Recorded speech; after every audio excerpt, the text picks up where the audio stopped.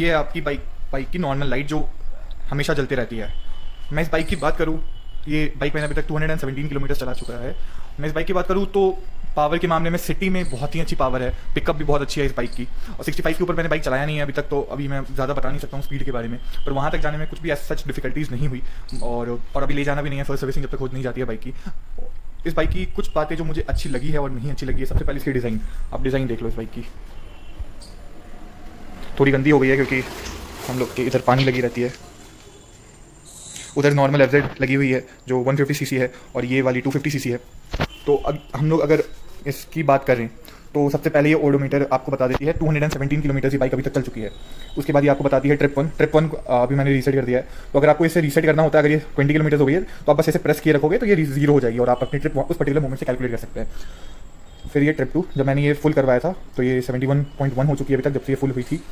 उसके बाद ये आपको उस पर्टिकुलर स्पीड पे ही आपको बताते रहेगी कि उस समय एवरेज क्या दे रही है।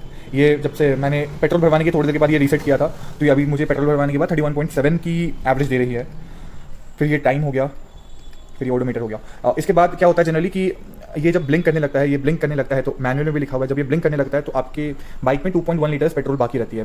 तो ओडोमीटर और ट्रिप 1 से पहले जब ये ब्लिंक करने लगेगा तो आपको ट्रिप एफ दिखाएगा कि ब्लिंक करने के बाद आपकी बाइक कितनी किलोमीटर चल चुकी है। तो आप अकॉर्डिंगली अपना ये कर लेना कि इतने किलोमीटर चल रही है। 2.1 लीटर्स होती है, 30 की एवरेज दे रही है, तो 60 किलोमीटर लगभग चलेगी बाइक। मैं सोच रहा था टंकी खाली करवाने का, पर वो काइंड ऑफ अनसेफ होता है, नहीं करवाना चाहिए और मेरे को बहुत जानकारी भी नहीं रहती है बाइक के बारे में, तो मैंने नहीं करवाया। अभी तक ये बाइक मेरी चल चुकी है 217 किलोमीटर्स और पेट्रोल भरवाने के बाद ये चली थी 74.1, तो 142 हो गया। जब ये ब्लिंक करने लगी थी उसके बाद लगभग मैंने 10 किलोमीटर चलाया था ये बाइक, तो 132.9। और जब ब्लिंक करने लगी थी तब अगर हम लोग 132 ये हो गया 133 मान के लेते हैं, तो 6 लीटर्स माइनस 2.1 3.1 हो गया, 3.9 हो गया ये, और 133 डिवाइडेड बाई 3.9, तो ये लगभग मुझे 34 किलोमीटर पर लीटर की एवरेज ये दे रही थी बाइक। पेट्रोल फुल करवाया था तो एक बार अभी आई गेस 2 या 5 किलोमीटर्स पहले ये कम हुआ है और अभी तक मेरी बाइक चल चुकी है 74.1, तो एक बार में आई गेस अराउंड 2.3 लीटर्स तेल रहता है। तो ये इंजन किल स्विच है और ये हो गई आपकी डिपर, वो लाइट वाली ये डिपर, और ये नीचे वाली हो गई, फिर ये सिग्नल वाली हो गई।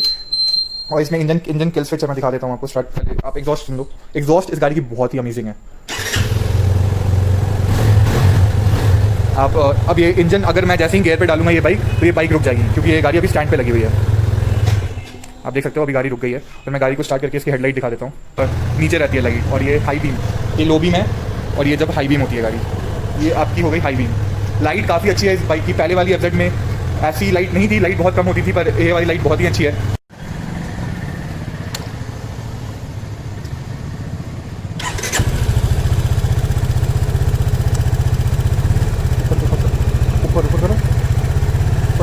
पर एक दूसरी मुझे बाइक में प्रॉब्लम जो लगी है, शायद मुझे पता नहीं है कि क्या इसका सीन है, पर जो मुझे प्रॉब्लम लगी है इस बाइक की, ब्रेकिंग प्रॉब्लम लगी है मुझे।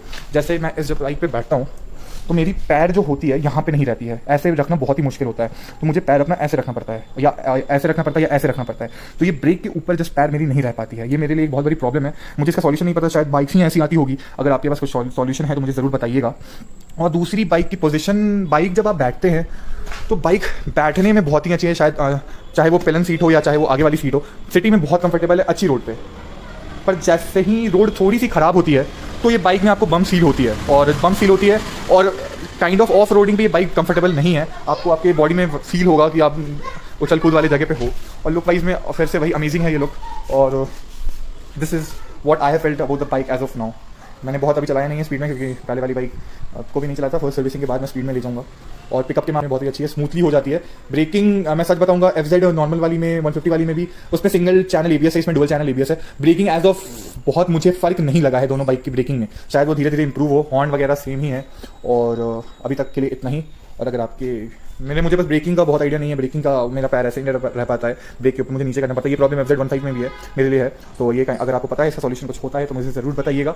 और गेयर लेने के लिए अभी थोड़ी सी वो टाइट है, शायद तब कह रहे थे कि वो सर्विसिंग के बाद थोड़े दिन के बाद ठीक हो जाती है। तो मैंने ये बाइक लिया था ट्यूसडे और आज है मंडे, तो Tuesday Wednesday Thursday Friday Saturday Sunday Monday, तो आगे 6 डेज हो चुका है अभी तक। और यही है बाइक की रिव्यू अभी तक।